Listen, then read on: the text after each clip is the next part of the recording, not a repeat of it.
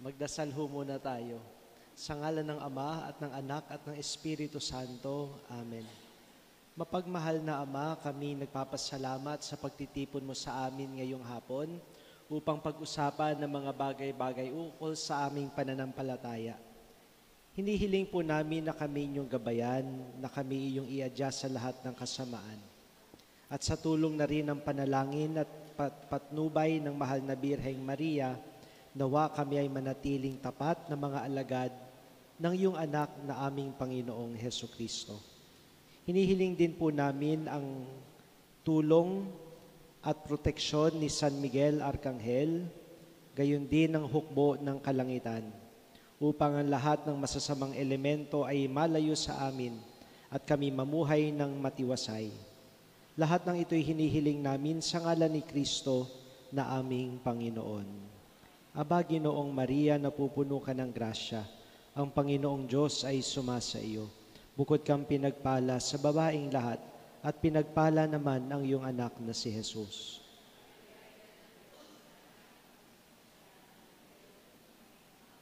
Sa ngalan ng Ama at ng Anak at ng Espiritu Santo. Amen. Magandang hapon po ulit. Ako po si Father Mark Reyes. Ako po ang parish priest po ako ngayon ng Our Mother Perpetual Help sa Springville Heights. Doon po sa Bacoor. Sa likod po kami ng Evia. Nakakarating kayo doon? So yung mall, kay Villar, o doon sa, malapit sa MCX, yung pag ganun sa. Katabi ho ako ng Alabang. Kung magagawin ho kayo sa Alabang, daan ho kayo sa parokya ko. Ako din ho ang Chief Exorcist ng Diocese of Imus. Nag-talk po pala dito sa inyo last month si Father Manny Colmenar. Father Manny Colmenar. So, apat po kaming exorcist ng Cavite. Ako po, si Father Manny, Father Tony, at si Father Nestor Chavez. So, nandito po tayo ngayon dahil sa paanyaya ni Father Jeff, ang inyong butihing kura paroko. Dahil kayo ay dineclare ng Diocesan Shrine. At ang intindi ko, ang gusto niyang mangyari, so ang huhubugin natin ng parokya ayon sa mga virtues at ayon na rin sa buhay ni Santa Maria Magdalena, na kung saan 7 demonyo ang pinalayas. Kaya naisip niya ang exorcism. Kaya naandito, hindi ko alam kung gaano itong kadalas. Monthly? Ako yon every month? No, ako. 4 naman kami, baka magsalita. Una ho, ang exorcism ay hindi tungkol sa demonyo. Kasi for some reason, ngayon dumadami at lumalakas ang yung clamor for the demonic, for exorcism. Napanood nyo na ba yung The Pope's Exorcist? Ganda, no? Oh, ganda. Malamang hindi ganun ang nangyari pero maganda yung movie. No? O di kaya ay The Exorcism of Emily Rose. Meron akong pinapanood na series sa Netflix, The Exorcist. The Exorcist ba yun? The Exorcist. Oo. Maganda din siya pero walang-wala sa kung ano talaga nangyayari sa exorcism. For some reason kasi, lumalakas yung ano natin sa malaman itong mga otherworldly. Kaya kapag sinabi agad nating exorcism, kung tatanungin ko kayo, kung meron kayong mga tanong, syempre ay tatanong nyo sa akin, mga kapre, totoo ba yung mga ganyan, yung inaasawa yung paano ho ba yan, no? Exorcism has nothing to do with the demons. Exorcism is all about the power of Jesus over sin and death. Bakit kailangan ng exorcism? Kasi may mga tao na tumatalikod kay Jesus. At kapag tumatalikod tayo kay Jesus, binubuksan natin ang sarili natin sa masasamang impluensya ng masasamang espiritu. Kaya may exorcism. In the end, ang exorcism po is the... Ay, ano ba ako? Magandang hapon ho. Oh. In the end, dapat lumayo ako, lalaki mukha ko dyan. Ang exorcism is the first step to conversion. Ang pakay ng exorcism ay yung inaalihan ng masamang espiritu o yung ino-oppress, hinaharas ng mga demonyo ay magbagong buhay at magbalik loob sa Diyos. Kung pupunta lang tayo sa exorcist dahil minamalas ka o di kaya ay nagkakaroon ka ng sakit at pagkatapos ng exorcism session ay balik ka na naman sa albularyo, balik ka na naman sa manghuhula, balik ka na naman sa paggawa ng kasalanan, meron ka naman palang kalibin, walang mangyayari. Nag-aaksay lang tayo ng oras. So, ang exorcism po ay hindi tungkol sa demonyo. Ang exorcism ay ang pag-akay pabalik kay Jesus. Dahil ito ay ang ministry ng muling pagkabuhay. Simulan po natin ang ating discussion sa mga anghel. Alam niyo ho ba ang ibig sabihin ng anghel? Ang anghel, ang salitang anghel, ay nanggaling sa... hindi pala muna yon. Ang anghel ay bahagi ng pananampalatayang Katoliko. Hindi po ito pambata lang. So ang anghel ay bahagi ng pananampalatayang Katoliko. At tuwing araw ng linggo, pinapahayag natin sa ating pananampalataya na naniniwala tayong may mga anghel. Sige nga ho, saang bahagi ng ating kredo ba yung sumasampalataya ako sa Diyos amang makapangyarihan? Nasaan dyan ang mga anghel? Ano sa lahat ng mga anghel at mga banal? Ano yun na inaamin ko? Inaamin ko. Saan na doon sa kredo yung mga anghel? No, saints yun eh. Iba ang saints sa mga angels. Sige nga, nasaan? I believe in God, the Father Almighty, maker of heaven and earth, of all things visible and invisible. So naniniwala tayo na ang Diyos na makapangyarihang may likha sa lahat ay lumikha ng mga bagay na nakikita. At that constitutes what we call the natural cosmos. Itong nakikita po natin ngayon, ang mundong ginagalawan natin ngayon, ang tawag po dyan, natural cosmos, at yan ay ang mundo ng mga senses. So what we see here on earth are the things perceivable by human senses. Nakikita, naaamoy, nalalasahan, nahahawakan, naririnig. Pero naniniwala din tayo na ang Diyos na makapangyarihan sa lahat, na may likha ng langit at lupa, ay may nilikha ding mga bagay na hindi nakikita. At dyan papasok ang mga anghel. Ang banal na kasulatan po ay punong-puno ng mga scriptural texts tungkol sa mga anghel. Hindi ko na siguro lalahatin. Pero sa Exodus, sa Exodus, sinabi doon, behold, I will send an angel before you to guard you. Sinabi din sa Psalm 91, for He will command His angels concerning you to guard you in all your ways. Sa Daniel, kilala niyo si Daniel? Tinapon siya sa mga leon. Sabi ni Daniel, my God sent His angel and shut the lion's mouth. Tapos sa Genesis, ang Genesis, yung una, nung palayasin si Adan at si Eva, sabi doon, naglagay ang Diyos ng bantay na anghel na may nagliliyab na espada para wala nang makapasok sa paraiso.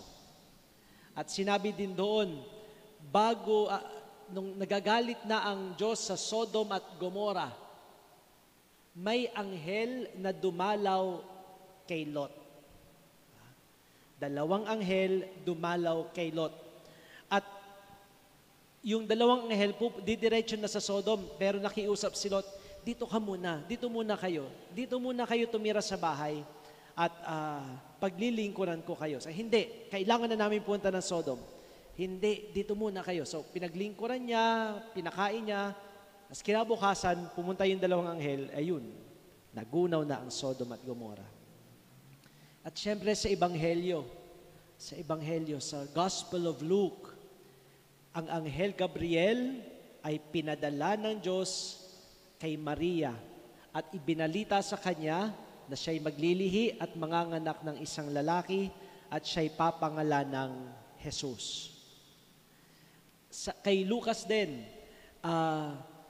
ang mga anghel dumalaw sa mga pastol na noon ay nasa Bethlehem. Habang nagpapasto sila, gabing-gabi biglang nagliwanag ang langit kasi nagbabaan ng mga anghel. Tapos kumanta na sila ng luwalhati sa Diyos sa kaitaasan at sa lupa'y kapayapaan sa mga taong kinalulugdan niya. Kaya ang banal na kasulatan ay punong-puno ng scriptural passages tungkol sa mga anghel. Ano nga ba ang ibig sabihin ng anghel? The word angel comes from the Greek angelos, na ang ibig sabihin ay messenger. Messenger. So ang salitang anghel pala ay tumutukoy sa kanilang gawain, hindi sa kung ano sila. So ang angel ay messenger. Kung ano talaga sila, kung ano ang kanilang nature, ay hindi angel. Sila ay spirit. Hindi katulad natin. Tayo ay corporeal. Tayo ay may katawan. At dahil tayo ay may katawan, tayo ay nililimitahan ng ating katawan. Yan ang limitasyon ng katawan. Kung nasaan ang katawan mo, naandun ka. Hindi pwedeng naandito ako, pero naandun din ako. Kung nasaan ang katawan ko, naandun ako. Ang anghel ay walang katawan. At dahil wala silang katawan, sila ay pure spirits. Ang pure spirit, hindi gugustuhin magkaroon ng katawan. Dahil pag nagkaroon ka ng katawan, magkakaroon ka na ng limitasyon. Mahalaga to dahil pag nalaman natin, ang angel pala ay spiritual in nature.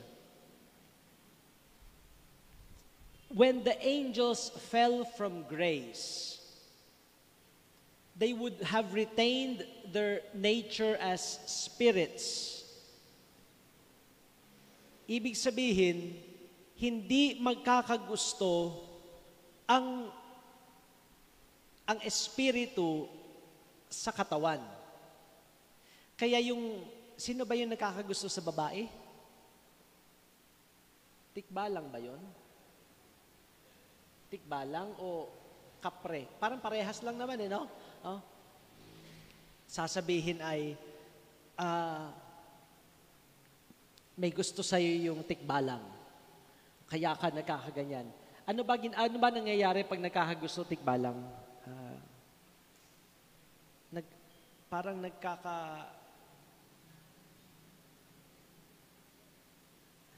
Una nawawala sa sarili. Tapos Parang may mga lumalabas-labas din mga sakit sa katawan. No? Tapos sasabihin ng albularyo, may nagkakagusto sa iyo ang tikbalang, nagkakagusto sa iyo kapre. Mag-alay ka dun sa puno.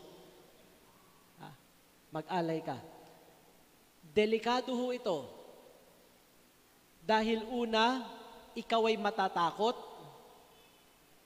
at ikaw ay mag-aalay. Kanino ka lang ba dapat natatakot?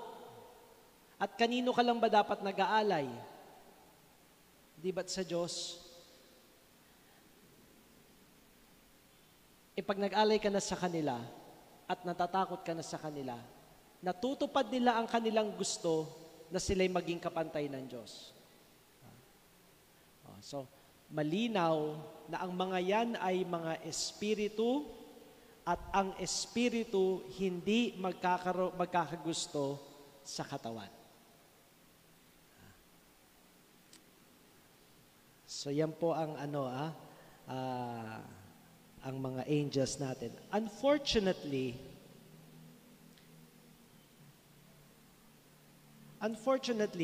itong mga anghel, dahil sila ay pure spirits, they are very intelligent beings because intelligence is spiritual. Bawa yung iniisip natin, wala naman yung katawan. Di ba? Ang iniisip natin ay walang katawan, yan ay spiritual. Kaya ang mga angels, gayon din ang mga demons, ay may access sa ating mga iniisip. And since they are very intelligent beings, they know everything as long as the Lord allows them to know it. And one of the things that they know are your sins.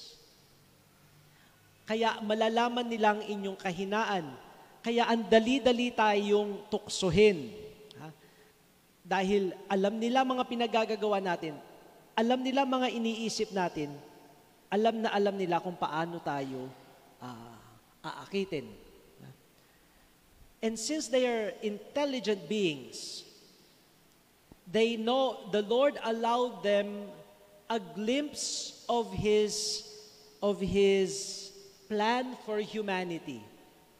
Sinabi ng Diyos sa mga anghel,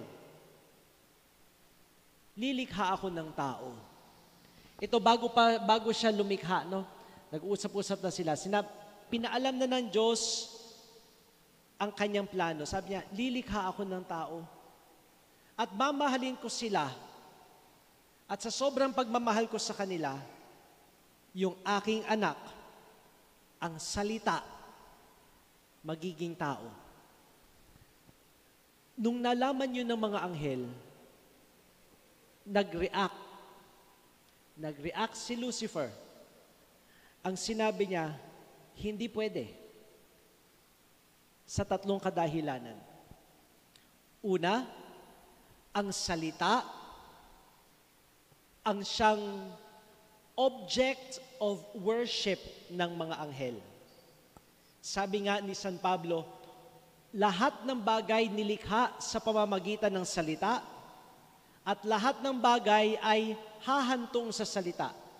It is through the Word that we were created, and it is to the Word that we will go.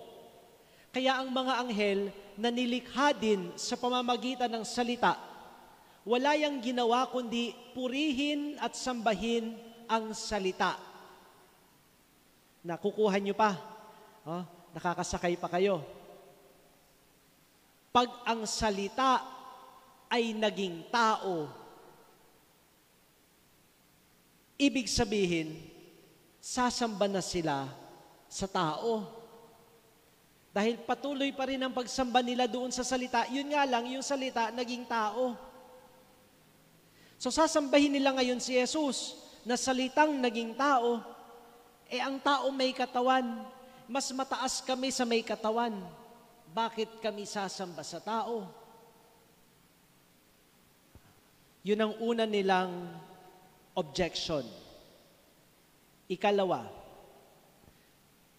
by the order of creation, mas mataas kami kaysa sa tao. Dahil kami ay pure spirit, parang ang wala kaming hangganan, we can be anywhere, anytime. Oh, kung ako anghel, gusto ko naandito, ako naandun din ako. Pwede. Kasi wala akong katawan. Kayo, ayoko sa inyo, mababa kayo. Katawang lupa. Ang tawag sa inyo, mga hampas lupa. Ngayon, by order of creation, mas mataas ang anghel. Pero pag ang salita naging tao, yayakapin ng Diyos ang mga tao by order of grace. Ang mga tao aangat ngayon kaysa sa mga anghel. Biruin nyo, ang mga tao tatawagin ng Diyos na kanyang mga anak. Samantalang kaming mga anghel, hindi niya tatawaging anak. Ikalawang objection nila, matataasan kami ng mga tao. Samantalang mas perfect being kami kaysa sa kanila. Hindi nga silang pwedeng sugatan. Masusugatan mo ba yung walang katawan? Diba? Tayo, marupok tayo. Hindi perpekto ang ating, mamamatay nga tayo no? Mamamatay tayo. May hangganan talaga ang tao. Pero dahil sa biyaya, tataas tayo ngayon kaysa sa mga anghel at ayaw nila yon. At panghuli, pangatlo. So yung unang objection nila ay hindi namin pwedeng sambahin ang salita na magiging tao. Ikalawang nilang objection ay mas aangat ngayon ang mga tao kaysa sa amin. At ikatlo, sino magiging nanay niyan? Kailangan kasi, para yan maging tao, kailangan dumaan sa nanay. Kung ang salita ay hari ng mga anghel, ang magiging nanay niyan, magiging reyna ng mga anghel. Ay, hindi pwede. Hindi kami papayag na ang isang pangkaraniwang babae magiging queen of angels. I'm sorry, Lord. Hindi namin matatanggap ang iyong panukala. And because of this, according to Revelations chapter 12, sinabi doon,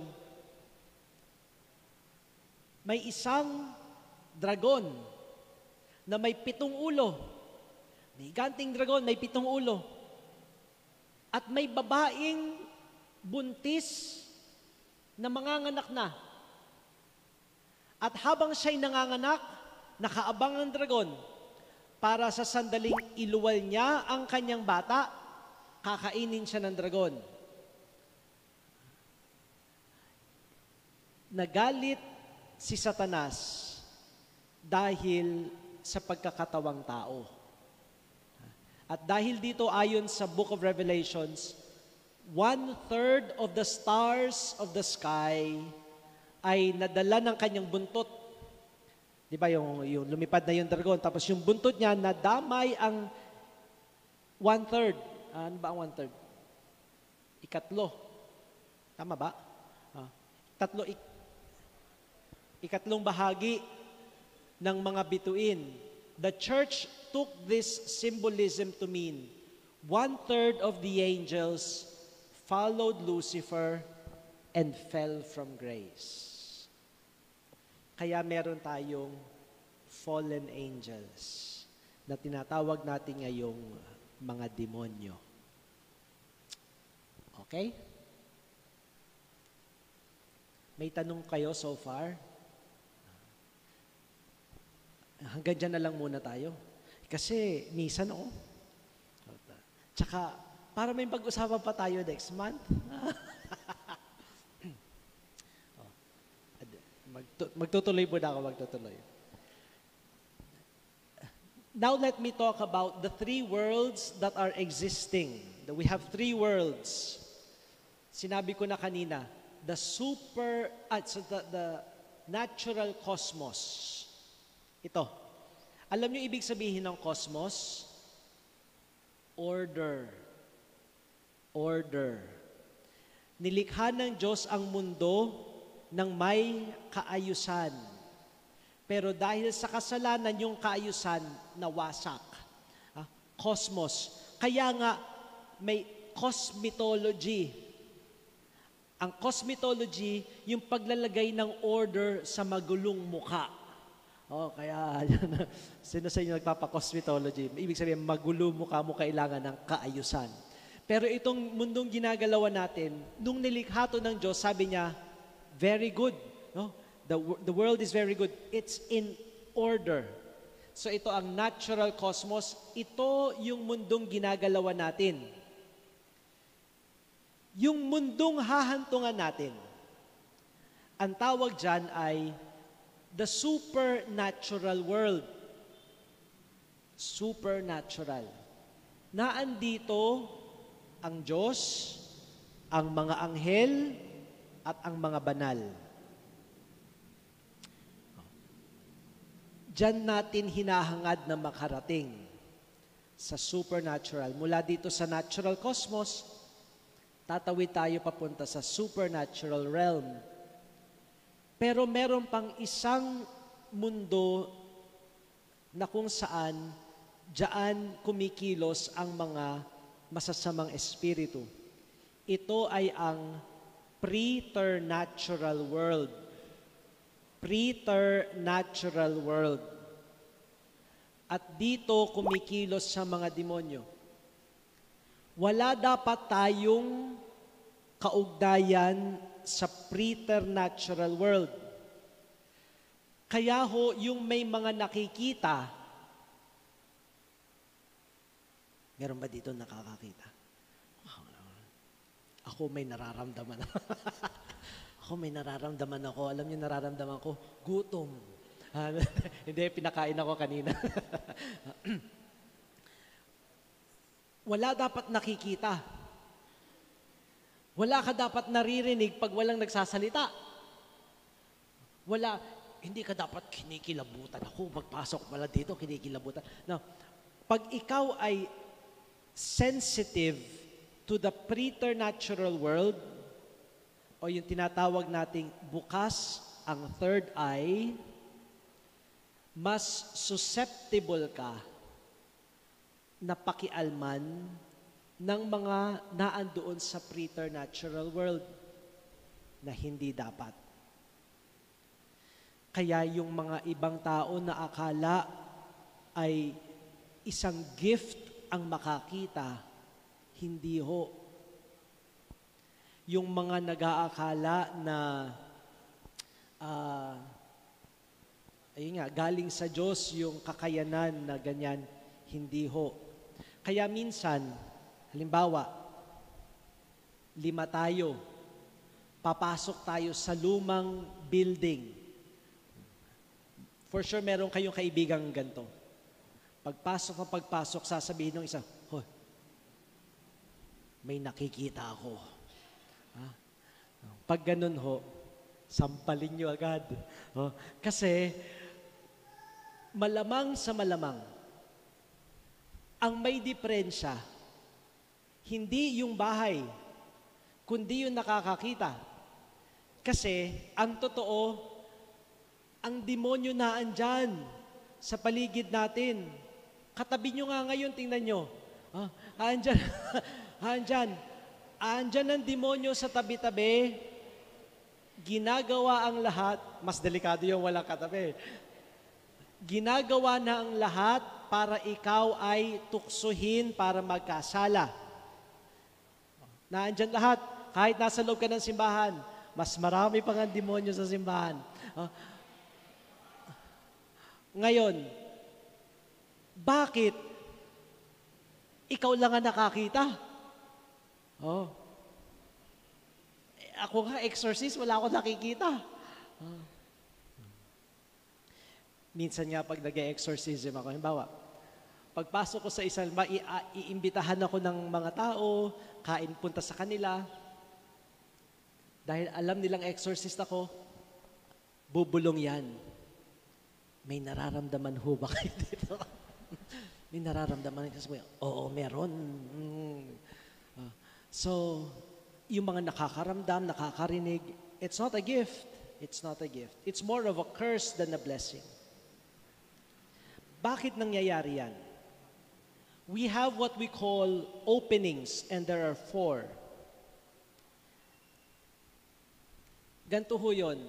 Nung tayo'y bininyagan, we were enveloped by sanctifying grace. Nung binuhusan tayo ng tubig, tayo naging anak ng Diyos. At sobra-sobra ang proteksyon na ibinibigay sa atin ng sakramento ng binyag. Dahil ikay naging anak ng Diyos, ikay naging bahagi ng katawan ni Kristo, at ikay naging templo ng Espiritu Santo. Abay, makakalapit mo ba sa'yo demonyo niyan? O hindi. Naalala ko nga ho minsan, ako'y, naandun ba kayo, Miss G? I don't think you were. When I exercised as Satanist, wala. May isang satanista, kapangalan ko pa naman. Oh. Hindi pa kami nagkikita kasi yung mga initial interviews hindi naman sa akin humaharap. Iba ang pinapaharap ko. Kasi pag ako agad ang humarap, magpupumilit yang magpa-exercise. Tapos, itong satanistang ito, binenta niya kaluluwa niya sa demonyo, nakipagkasundo siya sa demonyo dahil may mga hinihingi siya mga pabor. Ngayon, tuwing pupunta siya doon sa akin para magpa-interview, yung jeep nasisiraan, basta lahat ng pwedeng mangyari para hindi siya makarating, nangyayari. Eventually, nakarating kami sa araw ng kanyang pray over. Hindi pa kami nagkikita. First time namin magkikita. Pinaupo siya sa harapan. Pagpasok ko, nakita niya agad ako at bigla siyang gumanyan. Kasi merong malakas na boses, sinigawan siya at sinabi sa kanyang, sapakin mo yung nakaputi. Buti na lang, hindi lang ako yung nakaputi noon. Parang 3 yata kami nakaputi. Bahala siya pumili. Pero, nung tinatanong na namin siya nung pagkatapos ng session, ba't hindi mo ako sinapak? At buti na lang, hindi mo ako sinapak. No?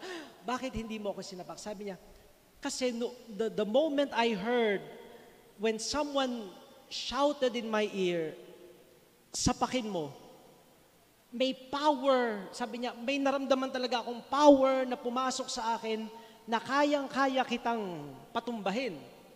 O ba't hindi mo ginawa?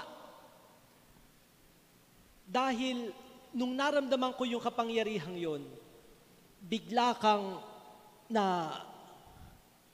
nagkaroon ng shield na ganyan. At alam ko na kapag sinapak kita, ako din ang malilintikan. Subukan niyo akong sapakin ngayon. Hali kayo. Tingnan natin. Let's think of grace like that. A shield. Dahil sa sobrang pagmamahal sa atin ng Diyos, poproteksyonan niya tayo. Pero ang tao ay may mga ginagawa para mabutas yung shield na yan.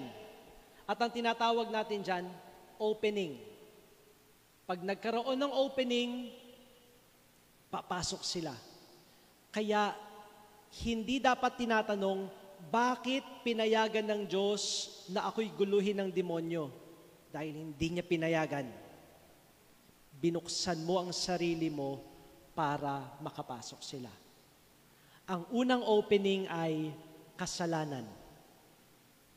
Number 1 opening is sin. Hindi ko na kailangan ipaliwanag yan. Sin. 6 minutes na lang, gumisa na. Number 1 opening is sin. At syempre, may remedy ang kasalanan, kumpisal. Kailan kayo huling ng umpisal? Patay. Holy Week pa.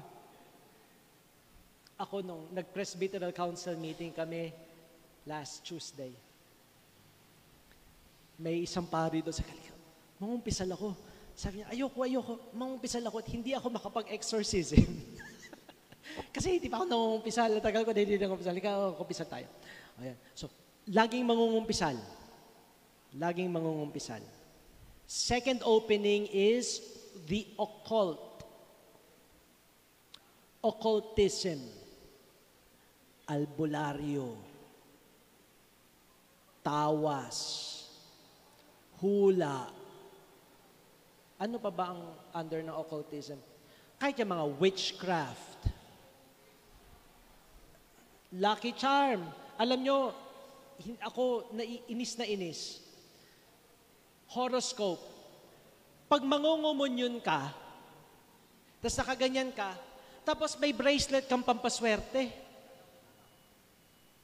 Madami akong nakikitang ganun. Hindi ko binibigyan ng komunyon. Pumili ka. Pumili ka. Ang Panginoon Diyos, yan swerte mo sa buhay. Magpapabinyag, may mga nakasabit na pula.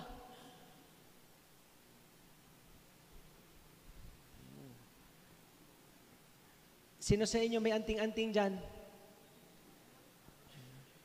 Wala. Gayuma. Nagpapagayuma. Witchcraft, kulam, barang. These constitute the occult. Occultism is very, very bad because it goes against commandment number 1. Ano ang sabi sa commandment number 1? Ako lang ang iyong Panginoong Diyos, huwag kang magkakaroon ng ibang Diyos liban sa akin. Ang problema, kapag hindi gumagaling, takbo sa albularyo. Mas mabilis ang albularyo. Isang ganyan lang ng albularyo, okay na. Ayan. Samantalang pag yung pare magpapahid ng langis, baka mamatay pa. Albularyo, instant yan, instant. Instant nga, pero sisingilin ka rin sa bandang huli. Mind you, lahat ng instances of possession ay may kinalaman sa occult. So, nadadagdagan ang kanilang mga kasalanan, dumadami ang demonyo. Biglang, dahil dumadami na ang demonyo, nagkakaroon na ng mga sakit na hindi maintindihan. At nung hindi na maintindihan, hindi na mapagaling ng ospital, pumunta sa albularyo. Pagpunta sa albularyo, na magnify yung evil spirits na nasa loob, biglang napoposes.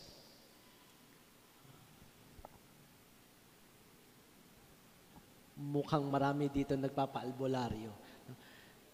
Ang mga mahilig magpaalbularyo at ang mga nanggagamot at ang mga kamag-anak ng mga nanggagamot, sila ang bukas ang third eye.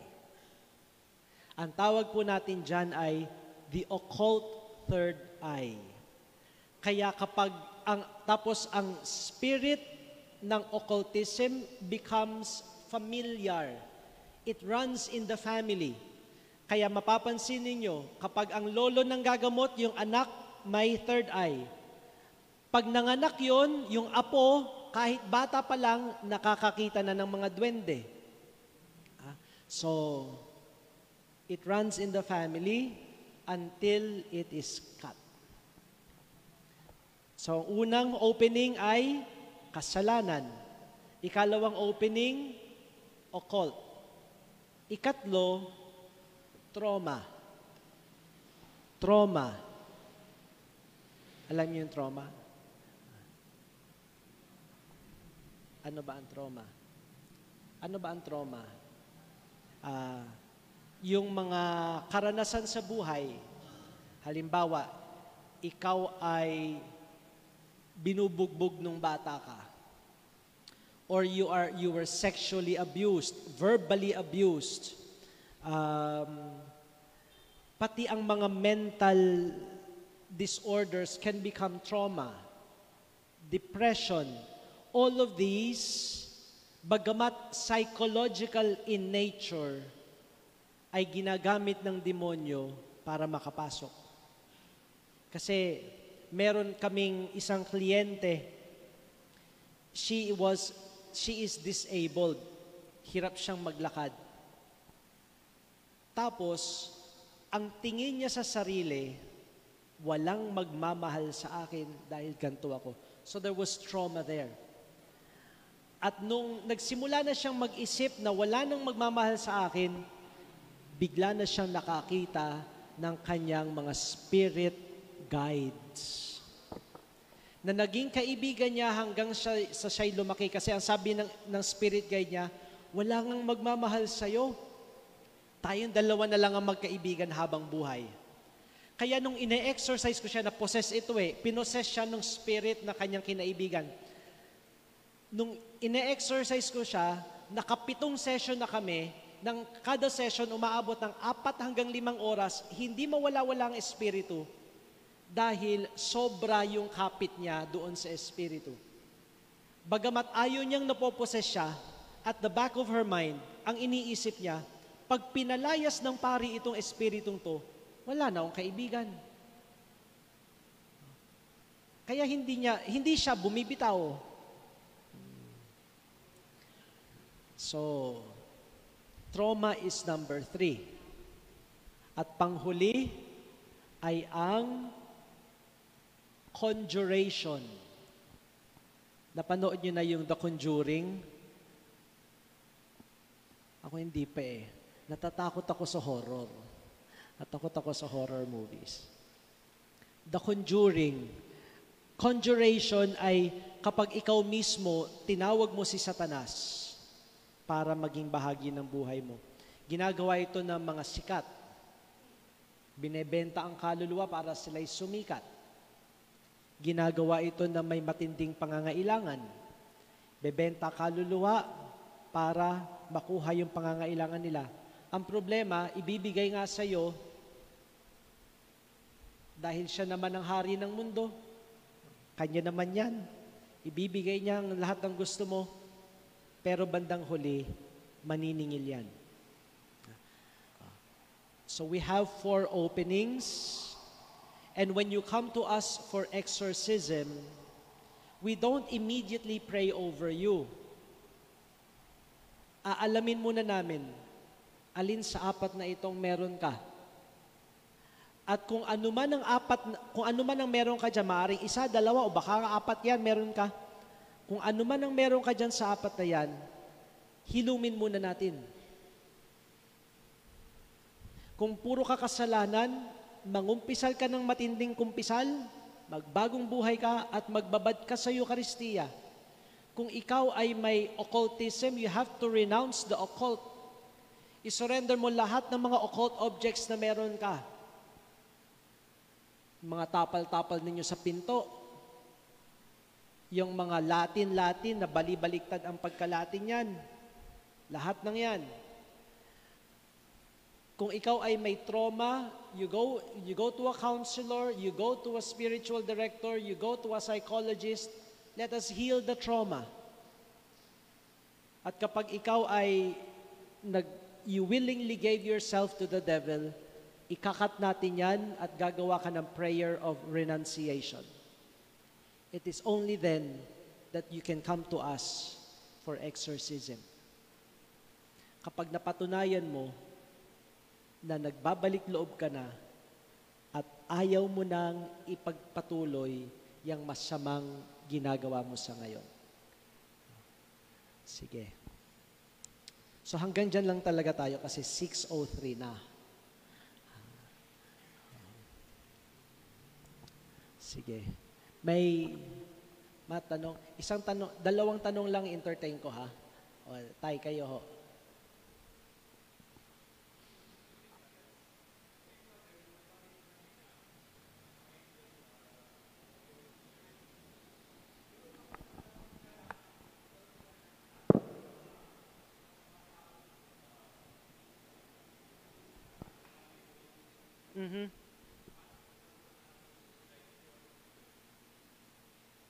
Genesis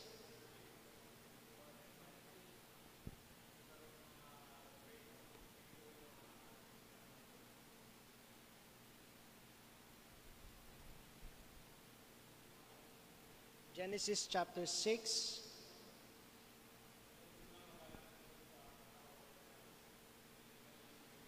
The Nephilim.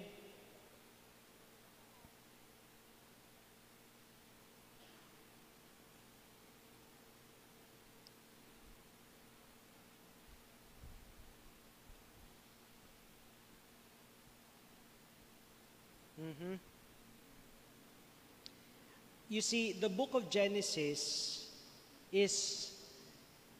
cannot be taken literal. No? Meron ho tayong mga, tawag dyan, literary forms ng sacred scripture. And the book of Genesis, marami po dito ay tinatawag nating myth. Myth. Ano ho ibig sabihin ng myth? Ang myth ay isang kwento ng isang katotohanan na hindi mo maipapaliwanag sa ibang paraan. Pero hindi ibig sabihin hindi totoo. Hindi ibig sabihin hindi totoo. Ang sinasabi lang dito, ang myth ay isang kwento na kung saan ipapaliwanag ang isang katotohanan na hindi kayang ipaliwanag, kaya gagawa siya ng kwentong ganon. Parang sa atin, parang alamat. Pero ito ay tumutukoy sa isang katotohanan, ganun lang ang pamamaraan ng pagkakakwento. Maaring ito ang ginamit ng Genesis chapter 6 sa pagpapaliwanag kung paanong dumami ang kasamaan. Parang nakipag-asawa yung masasama sa mga tao. Maaari na yung simbolismo ng pakikipag-asawa ay pakikipag-isa. Hindi talaga yung nag-asawa tapos dumami ng dumami. So parang nagkaanuhan sila, dumami ng dumami. So it is not a literal union of the spirits and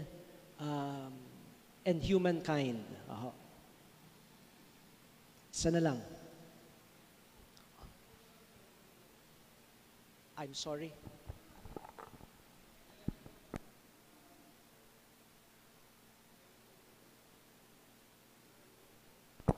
Ang succubus po at incubus ay the demons of sleep.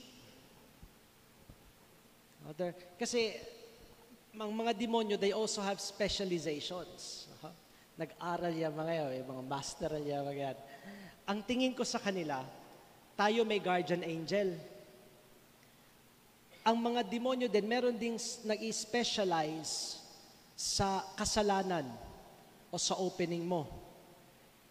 Kaya kapag ikaw ay, halimbawa kung ang kasalanan ko'y pagnanakaw, ang papasok sa akin ay yung demonyo ng pagnanakaw. Kung ang kasalanan ko kahalayan, ang papasok sa akin yung demonyo ng kahalayan. Kaya hindi ho totoo na kapag, nakakatakot daw kasi kapag nag-exorcism, aalis ang demonyo, lilipat sa kanya. Palipat-lipat. Hindi ho makakalipat yon hanggat wala kang opening. Ngayon, ang succubus at incubus, meron lahat yan, kaya ko yun nasabi kasi ang lahat ng demonyo may classifications din sila. At nalalaman din namin, batay sa pangalan nila, kung anong opening meron ka. Halimbawa, tinanong namin, what is your name? Sa exorcism rite, what is your name? Tapos magsasalita yan. Pag sinabi na pangalan niya, aalamin namin anong klaseng demonyo yan. Kung yan ay demonyo ng pagnanakaw, pagkatapos ng session, sasabihin ko, ano ninakaw mo? Kaya ka nagkakaganyan. Kanino ka nakiapid? Mag-iingat kayo, malalaman ko.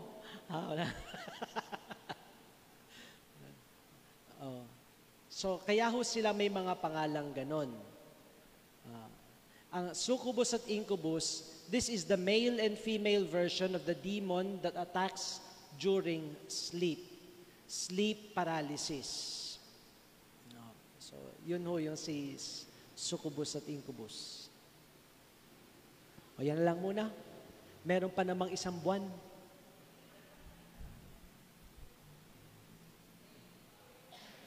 Depende sa office. Kasi kanina lang ako nasabihan. Kaya, sige. Magmimisa na tayo. Huwag kayong aalis, ha? Baka pag mga demonyo pinag-uusapan, dito tayo, pag nasi Kristo na, nawawala kayo. So maghanda na po tayo ngayon para sa pagdiriwang ng banal na Eucharistia.